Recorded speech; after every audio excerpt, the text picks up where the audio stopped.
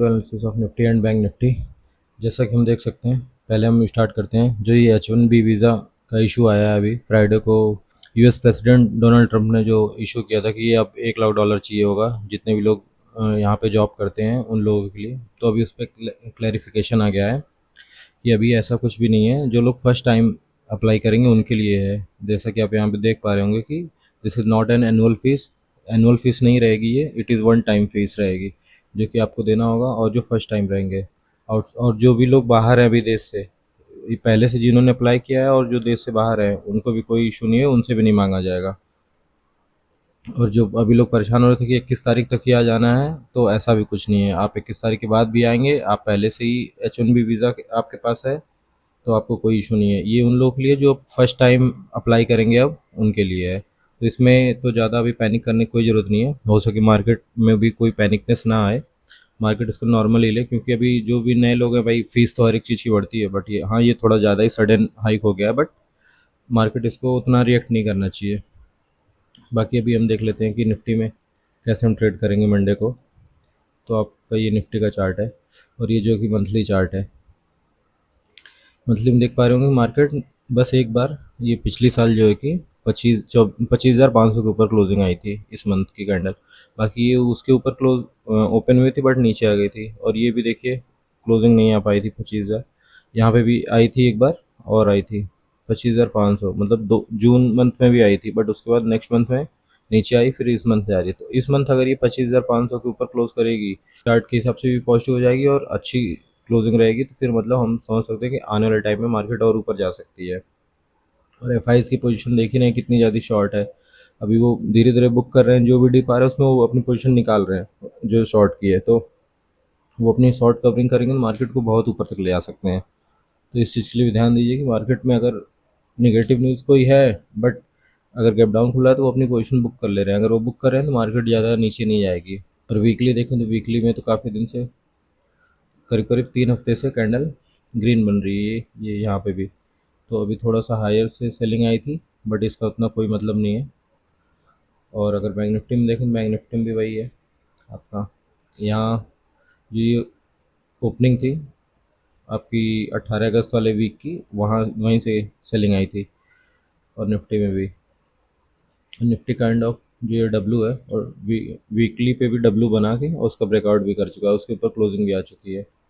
तो स्ट्रक्चर तो अच्छा है, प्राइस एक्शन भी अच्छा है। मार्केट थोड़ा सा ये रिट्रेस कर रहा है इसका ब्रेकआउट देने के बाद, तो ये आपका सपोर्ट की तरह काम करेगा। 25,250 ये आपका जो है, ये लेवल जो है वो आपका सपोर्ट की तरह काम करेगा। मार्केट देखिए यहाँ तक आया थोड़ा सा और फिर यहाँ से ऊपर भी गया है, तो यहाँ पे ये सपोर्ट की तरह काम करना चाहिए। तो मार्केट में भी कल, अगर अभी तो जिस हिसाब से क्लैरिफिकेशन आया उस हिसाब से तो उतना पैनिक नहीं आना चाहिए, तो may be market flat open हो या थोड़ा सा गैप डाउन हो और उसके बाद ऐसे ग्रीन कैंडल बना के कहीं ऐसे क्लोज करे, ऐसा भी हो सकता है। तो ऐसे भी आप तैयार रहिएगा इस चीज़ के लिए कि ऐसा ना हो कि निगेटिव न्यूज़ पे आप निगेटिव हो गए और बड़े प्लेयर पॉजिटिव हो गए।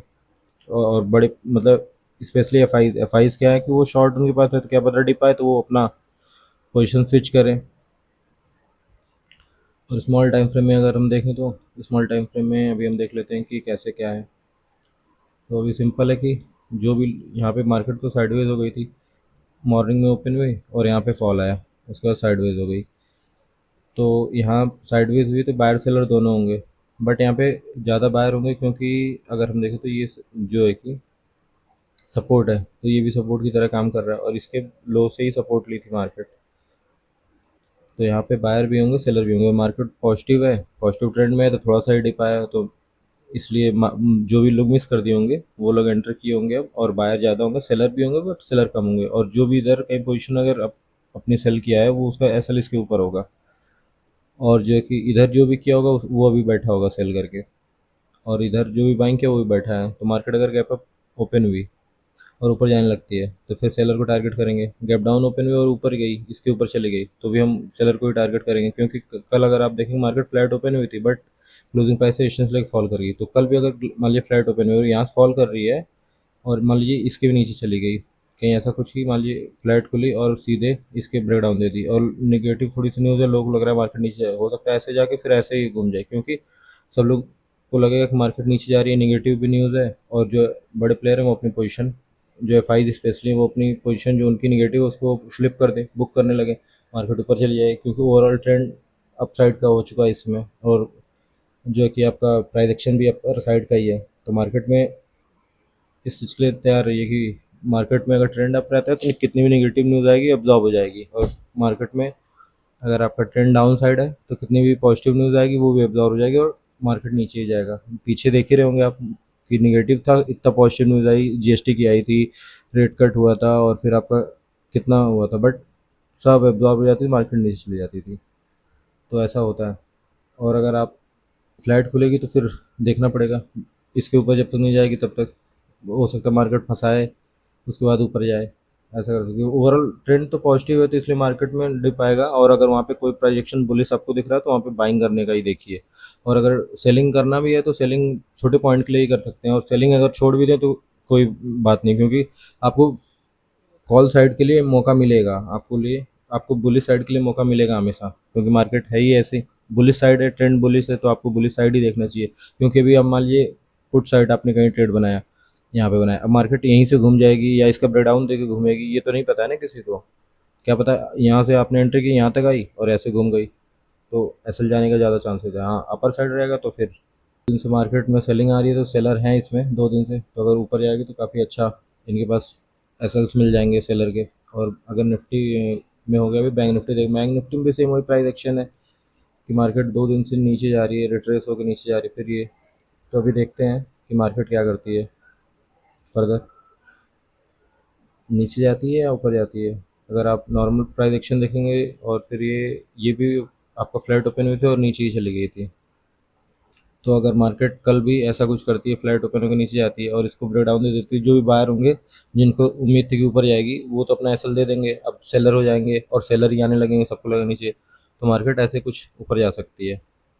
और अगर फ्लैट खुल के नीचे गई, हो सकता है फ्लैट फ्लैट भी ओपन मतलब गैप डाउन ही ओपन है, और गैप डाउन ओपन हो गया, मार्केट हमारी गैप डाउन ओपन हो ऊपर गई, फिर यहाँ से रेजिस्टेंस लेके कहीं ऐसे बना रही है, तो फिर हम ऊपर साइड देख सकते हैं। और अगर मान लीजिए गैप अप ही खुल गई तो फिर हो सकता है यहाँ से सपोर्ट लेके ऊपर जाए, क्योंकि मार्केट में ट्रेंड अप है तो थोड़ा अप साइड ही ज़्यादा हम देखेंगे, अप साइड के ट्रेड को ज़्यादा आप फाइंड करिए, और अप साइड में ज़्यादा कॉन्फिडेंस आप होल्ड भी कर सकते हैं और ज़्यादा देर तक भी होल्ड कर सकते हैं। और अभी अभी हम एफ आई डी का डेटा देखें तो एफ आईज ने क्या किया, एफ आईज ने 3,000 अपनी शॉर्ट पोजीशन ऐड की थी परसों। ऑप्शंस में देखेंगे तो इन्होंने क्या किया था, 21,000 अपनी इन्होंने कॉल बाइंग की थी, और 8,000 इन्होंने पुट शॉर्ट किया था। तो ये तो ऑप्शन से बुलिश है, इसमें इन्होंने थोड़ा सा ऐड किया, बट ऑप्शन से ये बुलिश है। नेट टू नेट इनके पास अभी भी है इतनी 2,68,000 इनके पास पुट है net to net, but option से ये बुलिश है थोड़ा सा। और अगर अभी आप देखेंगे प्रो है, तो प्रो ने क्या किया, प्रो ने 1,000 इन्होंने अपना फ्यूचर में ऐड किया था। फ्यूचर तो मोस्टली लगता है ये हेज के लिए करते हैं। तो ऑप्शंस में देखेंगे तो इन्होंने 1,15,000 कॉल शॉर्ट किया है और 30,000 पुट भी शॉर्ट किया है, तो मतलब थोड़ा सा बियरिश साइड है, बट दोनों साइड से हेज नहीं है तो ज़्यादा भी बियरिश नहीं है, थोड़ा बहुत है कि मतलब फ्लैट खुले या फिर थोड़ा सा और गैप डाउन खुले फिर वहाँ से रिकवर।